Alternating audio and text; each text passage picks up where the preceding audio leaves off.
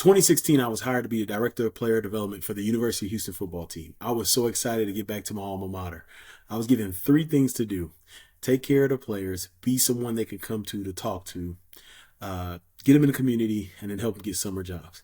Outside of that, this role I had was very broad with me doing a lot of things. And over the span of 2.5 years, it took a lot of experiences to create a foundation of player development for myself. Hello, hello, hello. My name is Ed Jones II. I am the founder of Beyond the Field program and the host of this podcast, the Player Development Pod. Today, I'm talking to you about the Player Development Guide course. This course is to ensure that nobody that wants to get in player development or is in player development has the experience I had earlier. Now, the staff that hired me, they did a great job. They prepared me. But once again, the title, the foundation, it was kind of in the air as the position was new. But this course that I have created will help those in the role to ensure that nobody is like me in 2016, taking 2.5 years to figure out a foundation in player development. Because while I was doing that, although I was creating beneficial relationships, I always wondered to myself, what would have happened if I had a greater foundation? What would have happened if I had somebody to turn to say, hey, can you walk me through this? What would have happened if I had a player development guide? So you're probably excited. You're like, all right, player development guide course, tell me more. All right, so here's some of the things we'll do in the course. Number one, we'll create a player development plan. We will create a plan that suits you. The plan I use is personal wellness, community impact, and career development. That suits me, but I will walk through a plan with you to help you create a foundation, create an impactful plan that suits your strengths.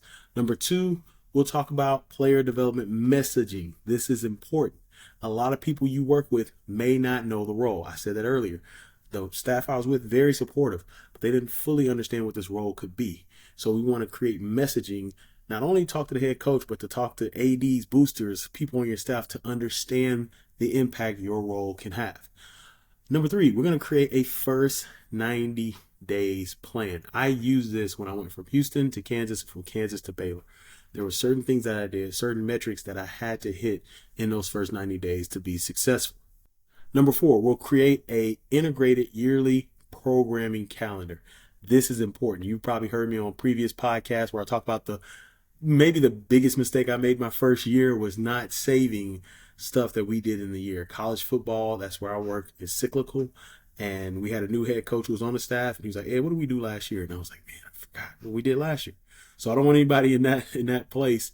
So we'll create an integrated yearly calendar during this course. Number five, we'll quantify player development. Yes, I said quantify player development. This is important because the position is a qualitative position. It's a lot of quality, but you need to quantify it. It has to become quantitative, right?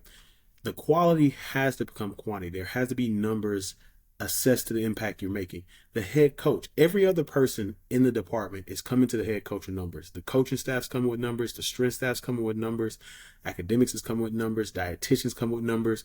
The fundraising development team, they're coming with numbers. Tickets is coming with numbers. Everybody's coming with numbers.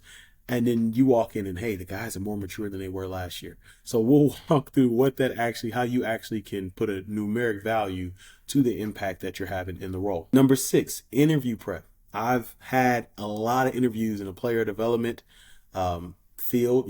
There were some I had as I transitioned. There were some people who called me when I was in other roles. And so I have a way that I go about asking questions to find out what they truly want out of the role. I have a way of negotiating things to ensure that there are empowering things either in the contract or in the system to help me in the role. So we'll talk about interview prep and other things that you need to prepare for. Number seven, we'll create an external relationship checklist. You need to create a checklist of people you need to know. You are most likely going to be in this role by yourself. Like I said, I did it for 6 years. I was in the role by myself. Shout out to Lauren Hawkins, who was an incredible assistant for me at KU. But even then, she was a student. She couldn't be a full-time add to what we were doing. So you have to find your people. You have to find people on campus, people in the community, people in the department, people in the city, the state. You have to find people. So we'll walk you through those people you need. And there's so much more we'll do in this course. So much more. This will be a 4 to 5 week course with 1.5 hour sessions, and we'll interact to be very interactive. I'll be leading it, but they're going to be questions, and we're going to continue to learn and grow. So if you're interested in this, if you're interested in the Player Development Guide course, please click the link in the show notes. Click the link in the show notes. I want to see you there. I want to help you. If you're starting, I want to help you start with a foundation. If you're in the role, I want to help you get to that next level. But I want to help you.